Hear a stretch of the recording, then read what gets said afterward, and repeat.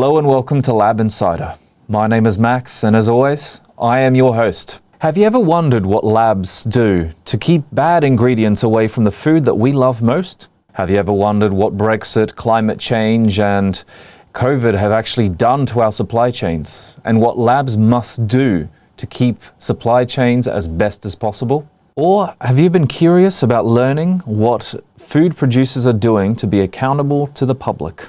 I'm joined here by Gideon Ashworth and Sam Weeks from Bart Ingredients in the United Kingdom. They're about to tell us everything we need to know. It's a pleasure to have you on. Obviously, as a food manufacturer, you don't have you have a different responsibility. You have a duty of care to your consumers, to the wider community, to make sure everything's okay. Yeah, so we are, our brand is Bart Ingredients. We are owned by the Fuchs Group. We were bought in 2017, which made us I think Fuchs Group, the largest privately owned herbs and spice company in the world. And in the UK, we supply our own brands, herbs and spices and other ingredients and wet products as well from our other factory in Newbury. We also pack for a lot of the major retailers as well. And I don't know if anybody reads anything about herbs and spices, but they are in the news sometimes for authenticity challenges and other analytes, other hazards that emerge continuously. So we are very connected to our labs. I love this term, authenticity challenge. What is meant by an authenticity challenge? So, economically motivated adulteration. There's kind of two aspects to it. There's economically motivated adulteration, and then there's the threat of malicious contamination as well. But our focus really within Bart Ingredients and the food defence team is that the vulnerability aspects, where people can be adding value via means of fraud. So adding a different ingredient to your cumin, for example, rather than it being 100% cumin. I mean, obviously the known ones are oregano and saffron as well, which come up in the industry news and the mainstream media as well. So they're, we have to be aware of the challenges and the risks with those ingredients, but we approach all our ingredients with the same level of risk assessment and risk management. When this happens, obviously, your scope as head of food defense, what's the first thing that you do when you receive an alarm of this suspicious oregano coming in? So, Max, there's a number of elements to this. So we only source from approved suppliers, and many of our suppliers that we work with, we've worked with for a number of years, even decades. Okay, so we have those established relationships in place. We have been out to audit them, and through the pandemic, we have been remote auditing our suppliers. So it's not the same, but maintaining that level of due diligence defence. Then there's every Thursday we collate all the alerts from RASF and many of the other alert systems around the world, so we can see if there are any emerging trends or hazards within the industry, within our scope of ingredients. So we exclude anything to do with meat because we don't work with meat. We might discuss it because we find it interesting, but we share that with our customers and the labs that we work with as well. And then when each ingredient arrives, we've already approved the product. We have a very tight specification and an agreement with the supplier, and then Sam in the lab and the intake team sample, and we have a near-infrared spectrometer on the site. So I reckon it's a good opportunity for Sam to just talk a little bit about what we do with the sampling and specifically around authenticity verification. I'd be very grateful. Sam? Yeah, so every batch that comes in, say it be cumin or oregano, we scan them in and compare them to all the previous batches we've had of them, and we've made almost a bubble where it makes all the different data points we can gather from the near-infrared spectrum, and it puts them and compares them to other ones. So if it's slightly different in moisture, slightly different in volatile oil or aflorochratoxins, these can cause the data points to be slightly out, and then we can look at it and see this is an outlier. This might have been adulterated.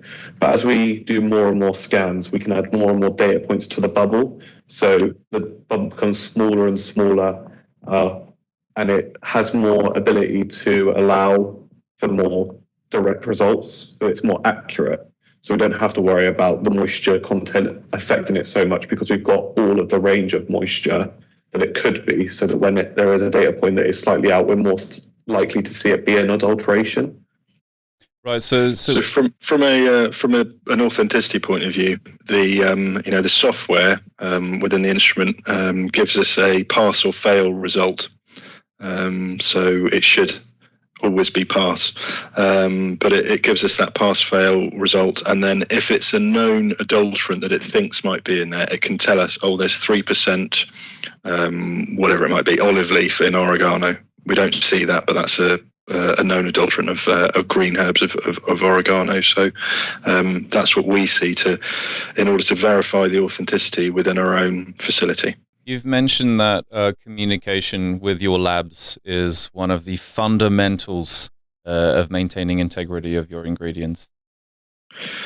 So one of the things we do every fortnight is have a meeting with our close partner lab, and we talk about any issues that might have arisen. If there's been any delayed samples, or do they have any? Currently when we're recording this, in the UK, we've got a lot of people isolating because of what's being codenamed the Pingdemic, because our NHS app is pinging everybody to stay at home because they may have come into contact with someone who has COVID. So it's affecting every business in the country, so it is affecting labs as well. So we can talk about that, how's COVID going, and et cetera, but we can also share our knowledge of the emerging hazards within the ingredients, any particular challenges with any ingredients at all, be that from climate change, be that from if there's been a food fraud alert, or anything it might be. We can actually chat about the broader spectrum of the herb and spice industry. So it's a good relationship builder. And then, because we approach the relationships like that, and we've spent quite a long time, pre-pandemic, building up this relationship. If we need something for commercial reasons, if we need a fast turnaround time or something, we can pick up the phone and say, hey guys, we really need your help here. Because of whatever's happened, there's been a supply chain disruption because of COVID, because of Brexit, because of something. We need this turnaround really quickly, and they'll do it because we have that. We've built up that strong relationship, so it's invaluable. And also, the good thing for us is it makes us look good to our directors, because it's like, hey guys, you're getting everything turned around really quickly, and it's that investment in time with the relationship with the labs. So yeah. There's a couple of things I want to unpack from your response here. Firstly, it turns out that you were the first person to mention Brexit in our conversation. I was hoping to be the one to say the big B word, but actually, when it comes to Brexit, how are the disruptions going? Look, I'm approaching this. I'm trying to keep everything simple at the moment because there's so much confusion and disruption in the world. So I'm approaching it as an ABC, just to try and keep it simple. So the A is atypical. So it's a completely atypical situation. None of us have been here before. We're all just feeling our way through because of Brexit, the B, and COVID, C. And they're not separate things. They're not separate entities. They are very much mixed up, confusing, and we don't know what's going to hit us next. So it's the ABC, trying to keep it simple. We know that in our world, is unstable at the moment. Okay, in the world of ingredients, sourcing ingredients, approving compliant, safe, quality food is challenging, but we're aware of that. So we are stably unstable. I think we know that we have upcoming challenges. We know we've had to put extra procedures in place, extra testing in place to ensure the safety, the quality of our food. There's been a lot of extra work, but I think to Sam and the intake team, to everyone really across the food industry, and especially our business in Bart, I think we've done exceptionally well to keep our customers serviced with all this disruption. So yeah, Brexit continues to be a challenge. yes, in terms of port disruption, but also in terms of exports and what the receipt company, what the country, is expecting. Because to us, it doesn't look like each country is expecting the same documents for the same products, which is rather confusing. When the European Union, we all thought it was a block, but it doesn't seem like it is anymore. Right, because compliance is obviously it can be a day-to-day issue. It's not even it's not about road traffic laws that could change once a year or once every 2 years. These are food safety laws and sample formatting that change very, very quickly. So I can see that you're venturing in different directions already. Enough time has elapsed. I want to ask about some of the specific samples, because we have some ingredients issues that you've identified in our previous conversations. One of them is illegal dyes in chilies.